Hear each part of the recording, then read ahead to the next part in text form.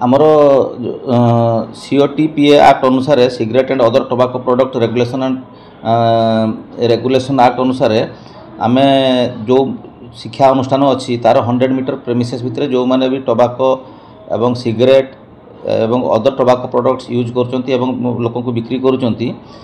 विरुद्ध में आमर प्रोसिक्यूशन आमर प्रोविजन अच्छी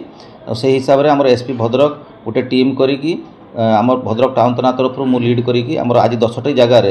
भद्रक ऑटोनोमस कॉलेज जिला स्कूल गर्ल्स हाई स्कूल एवं सरस्वती शिशु मंदिर आमर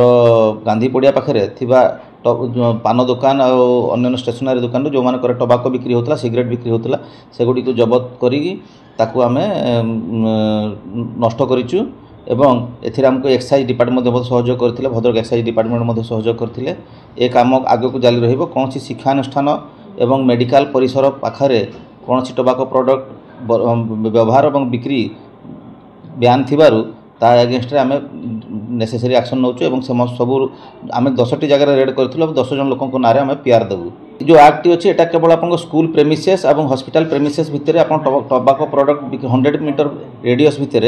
आपन टोबाको प्रोडक्ट बिक्री उपर निषेधादेश अच्छी तेणुक ताकू आम रेगुलेट करने ये सब कार्यक्रम जारी रखीचु। ताक एगेंस्ट आम विहित कार्यानुष्ठान ग्रहण करूँ और एक कार्यक्रम आगक जारी रहिबो।